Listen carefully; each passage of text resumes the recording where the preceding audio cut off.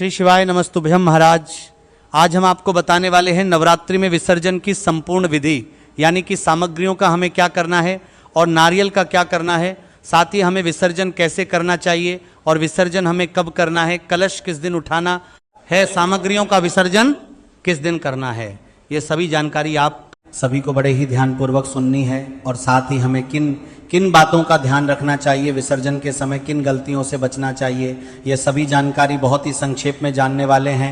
लेकिन उससे पहले यदि आपको ये जानकारी उचित लगे तो वीडियो बनाने वाला है, यहाँ पर संक्षेप के समय बाती पढ़ा रहे हैं, लेकिन उससे पहले मैं सबसे बचना चाहिए, सभी बचना चाहिए, तो बाती पढ़ा रहे हैं ये आपके साथ हम, लेकिन उससे पहले के साथ हम, ये आपके साथ हम, यदि आपको सत्ता कर देंगे, यदि आपके साथ हम, ये आपके साथ हम, ये आपके साथ हम, ये आपके साथ हम, ये आपके साथ हम, ये आपके साथ हम, ये आपके साथ हम, ये आपके साथ हम, ये आपके साथ हम, ये आपके साथ हम को लाइक करें, चैनल को सब्सक्राइब करें और कमेंट बॉक्स में जय माता दी जरूर लिखें। धन्यवाद। तो महाराज सबसे पहले तो हमें जो कलश विसर्जन जिसको कहते हैं, कई लोग इसे कलश हिलाना भी कहते हैं, वो आपको नवमी के दिन ही करना चाहिए, क्योंकि महाराज दशमी तिथि पर कलश का विसर्जन करना शुभ नहीं माना जाता है। तो नवमी तिथि पर ही हमें चौकी पर रखे कलश को थोड़ा सा हिला देना चाहिए, यानी कि कलश को थोड़ा सा खिसका देना चाहिए, ताकि जिन भी देवी देवताओं को हम उसमें स्थापित करते हैं उनको फिर उनके सही स्थान पर प्रस्थान करा सके। तो महाराज नवमी के दिन आपको मात्र कलश को थोड़ा हिला देना है, बाकी चौकी पे आपको कुछ भी नहीं करना है। जैसे आप नवरात्रि में प्रत्येक दिन पूजा करते हैं, दीपक जलाते हैं, या जैसे जो रखे हुए हैं इन्हें आपको नवमी तिथि पर हटाना नहीं है, सभी ऐसे ही रखने हैं। केवल जो कलश है उसे आपको चौकी पर ही थोड़ा सा हिला देना है और कुछ नहीं करना है। फिर अगले दिन दशमी पर हम सामग्रियों का विसर्जन करते हैं। देखिए महाराज नवमी पर हमें कलश को इसीलिए हिलाना है ताकि नवमी के दिन ही माता को हम उनके स्थान पर प्रस्थान करने के लिए हम उनसे प्रार्थना करते हैं और कलश को हम हिला देते हैं, क्योंकि इसी कलश को हम माता का स्वरूप मानते हैं। तो महाराज नवमी के दिन तो आपको केवल कलश हिलाना है और दशमी के दिन हम सभी सामग्रियों का विसर्जन करेंगे। नवमी के दिन हम पूजा पाठ कर लेंगे माँ सिद्धिदात्री की। उसके बाद हम भोग प्रसाद में चना, खीर और पूरी वगैरह माता को भोग लगाएंगे और उसके बाद हम माता को सिंदूर तिलक लगाकर और फिर हम वहीं पर हवन करेंगे। और हवन करने के बाद पूरे परिवार को एक साथ मिलकर के माता रानी के दिल से आरती करना है।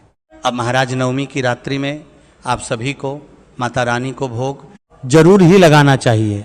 भोग में आप जो भी ड्राई फ्रूट्स वगैरह होते हैं आप लोग भोग लगा दीजिए और आरती सभी को नवमी की रात में भी करनी है। भले ही हम कलश हिला दिए हैं, बाकी सभी चीज सामग्री वैसे ही रहेगी। ज्वारे आप उठाकर अपने गमलों में नवमी के दिन ही लगा सकते हैं। और जल का जो छिड़काव है, जो कलश में जो जल है वह आप अपने पूरे घर में छिड़काव कर सकते हैं। और यदि कलश का जल बच जाता है तो इसे आप जाकर किसी पेड़ के पास या कहीं खाली स्थान पर समर्पित कर सकते हैं जहां किसी का पैर ना पड़े। अब महाराज कलश के ऊपर जो नारियल होता है उस नारियल को उठाकर आप लोग अपने माथे से लगाइएगा और अपने घर की महिला को आंचल में दे दीजिएगा। मान लीजिए महिला किसी कारणवश आपकी पत्नी है या जो भी पुरुष ही देते हैं, या पंडित जी अगर आप ब्राह्मण रखे हैं तो उनके हाथों से भी अपने आंचल में आप लोग नारियल ले लीजिएगा। या आपके घर में कन्या है तो उसके भी आंचल में फ्रॉक में आप लोग देते हैं, या कन्या है तो उसके भी आंचल में आपने व्रता के समय धन्यता, गर्मा के समय धन्यता, गर्मा के नारियल के धन्यता, गर्मा के धन्यता, गर्मा के धन्यता, गर्मा के धन्यता, गर्मा के धन्यता, नारियल के धन्यता, गर्मा के धन्यता, गर्मा के धन्यता, गर्मा के धन्यता, धन्यता गर्मा के धन्यता, गर्मा के धन्यता, गर्मा के धन्यता, गर्मा के धन्यता, गर्मा सकते हैं। ये नारियल लाल वस्त्र सहित आप लोग आंचल में दे सकते हैं। अब आप लोग चाहे तो इस नारियल को प्रसाद के रूप में बांटकर खा सकते हैं, या आप चाहे तो इस नारियल को जल में प्रवाहित कर सकते हैं। अब महाराज उसके बाद चौकी पर जो अष्टदल कमल चावल से बनाया जाता है, इसे अगर कोई ब्राह्मण है तो नियम है कि नारियल के साथ श्रृंगार की चीजें और जो भी दान दक्षिणा है, चावल है, ये सभी चीजें हम ब्राह्मण को वस्त्र के साथ, दक्षिणा के साथ उनके घर में दे देते हैं। लेकिन मान लीजिए जिनको अपने आसपास ब्राह्मण देवता नहीं मिल पाते हैं, तो अष्टदल कमल वाला चावल आप लोग पक्षियों को भी दे सकते हैं या आप गाय को भी दे सकते हैं। उसके बाद महाराज जो भी श्रृंगार की चीजें हैं जो आपने माता रानी को अर्पित की थी, इन्हें आप स्वयं ही इस्तेमाल कीजिएगा, या आप चाहे तो इन्हें किसी ब्राह्मण देवता की पत्नी को भी दान कर सकते हैं। देखिए, मान लीजिए अगर ब्राह्मण नहीं मिलते हैं तो माता का आशीर्वाद समझकर आपको ही इन्हें उपयोग कर लेना है, या किसी बहन बेटी को भी हम लोग दे सकते हैं। महाराज ध्यान दीजिए, नवरात्रि में जो आप रोजाना दीपक लगाते हैं वो नवमी के दिन भी आपका जलना चाहिए। आप लोग दिया नहीं बुझाइएगा। जो अखंड दीपक है उसे आपको नवमी पर भी जलाना है, तो नवमी के दिन भी दिया आपका अखंड दीपक प्रज्वलित रहना चाहिए। तेल वगैरह का ध्यान रखिएगा, और दशमी के दिन भी दिया कभी भी खुद से ना बुझाएं, क्योंकि दीपक में जितना तेल है वह जलकर बुझ जाएगा। महाराज ऐसा नहीं करना कि हम सभी सामग्री ले जा रहे हैं विसर्जित करने के लिए तो दिया आपने बुझा दिया। कभी भी ऐसी गलती आपको नहीं करना चाहिए। अब ये सभी कार्य होने के बाद माता को सही स्थान पर विराजमान कर दीजिए। जो उनको चुनरी वगैरह आपने चढ़ाई है वो दोबारा भी फिर से हम पूजा में माता को इस्तेमाल कर सकते हैं। किसी देवी देवता को ओढ़ा सकते हैं, माता को ही ओढ़ा कर रख लीजिए। और आपने चौकी पर जो भी मूर्ति रखी है या फोटो प्रतिमा रखी है तो फिर उनके सही स्थान पर रख दीजिए। लेकिन महाराज नवमी के दिन कुछ नहीं करना है, नवमी के दिन कुछ नहीं करना है। दिन केवल आपको कलश लाना है, बार बार आपको बताया जा रहा है। तो महाराज दशमी के दिन माता को उनके सही स्थान पर रख दीजिएगा जहां मंदिर है आपका, और बाकी चीजें आपको विसर्जित कर देना है। इसी के साथ चौकी पर जो लाल पीला वस्त्र वगैरह आप लोग बिछाए हैं वह भी पुनः किसी भी पूजा में इस्तेमाल कर सकते हैं। इसे आपको कहीं भी विसर्जित नहीं करना है। अब महाराज कई लोग चौकी पर नवग्रह भी सुपारी के रूप में स्थापित करते हैं, तो 9 सुपारी है उसको क्या करेंगे, विसर्जित कर देंगे या रखेंगे। तो ध्यान दीजिए, सुपारी कभी भी अशुद्ध नहीं होती है, तो आप इसे भी पुनः उपयोग कर सकते हैं।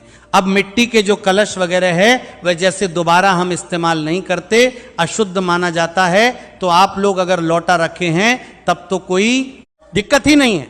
अब महाराज मान लीजिए अगर इस जगह पर आप लोग कलश रखे हैं तो कलश मिट्टी का, तो उसको आप लोग 1 साल तक कलश को घर में रखना चाहिए। कुछ लोग उसी दिन जल में प्रवाहित कर देते हैं, तो महाराज उस दिन कलश का विसर्जन नहीं करना चाहिए। आप 1 साल तक उसमें गमला लगाकर या आप लोग अनाज वगैरह भरकर अपने घर में रख सकते हैं, या उसमें पानी भर के पी सकते हैं। ये सभी कार्य आप कर सकते हैं। इसके बाद जो जनेऊ है इसे भी आप लोग पुनः उपयोग कर सकते हैं। साथ ही आम के पत्ते या फूल पत्ती है, या आप कहीं गड्ढा खोदकर या कहीं ऐसे झाड़ी में रखिएगा जहां किसी का पैर ना पड़े। ऐसा नहीं कि किसी भी पेड़ के नीचे रख के आ गई, कहीं कुछ रख के आ गए, ऐसा आपको नहीं करना है। अब महाराज द्वारा थोड़ी सी मिट्टी हटाइएगा और वहां पर आप लोग दबा दीजिएगा, पैर नहीं पड़ेगा, आपके ऊपर दोष नहीं लगेगा। इसी के साथ महाराज जो भी फल प्रसाद है वह आप लोग खा सकते हैं, और तो आप लोग सुपारी जो है वह सुपारी आप लोग रख सकते हैं, कोई दिक्कत नहीं है, क्योंकि सुपारी कभी अशुद्ध नहीं होती। फिर से किसी पूजा पाठ में आप लोग इस्तेमाल कीजिएगा, वह कलश की सुपारी हो या नवग्रह वाली सुपारी हो, आप लोग दोबारा से इस्तेमाल कर सकते हैं। इसी के साथ महाराज दशमी के दिन जो पारण करेंगे, नियम तो है दशमी के दिन ही करना चाहिए। जो लोग 9 दिनों का व्रत रखे हैं तो 28 मार्च को आप लोग विसर्जित कीजिएगा, तो आप लोग सभी सामग्री पहले विसर्जित कर दीजिएगा। स्नान ध्यान करके पूजा पाठ कर लीजिएगा और विसर्जित करके माता को पहले भोग लगा दीजिएगा। उस दिन भी खीर पूरी ही बनाया जाता है, वही भोग लगाते हैं। और रामनवमी वाला कुछ प्रसाद वगैरह अपने लिए आप लोग रख लीजिएगा, और पारण के समय कुछ ना कुछ पहले आप लोग दान कर दीजिएगा। पैसा हो गया, अनाज हो गया, वस्त्र हो गया। इतने दिन का आपने कठिन व्रत रखा था और आप लोग दान करके और माता को भोग लगाकर वो प्रसाद भी हो जाएगा। और अष्टमी या नवमी में से कुछ ना कुछ मिठाई फल हलवा पूरी कुछ रख लीजिए मुख में डालकर सबसे पहले, और तब आप लोग माता को प्रणाम करके और वही ग्रहण कीजिएगा। तो महाराज ये थी इस चैत्र नवरात्रि में विसर्जन की संपूर्ण विधि। यदि आपको यह जानकारी पसंद आई हो तो वीडियो को लाइक और चैनल को सब्सक्राइब जरूर करें और कमेंट बॉक्स में जय माता दी जरूर लिखें।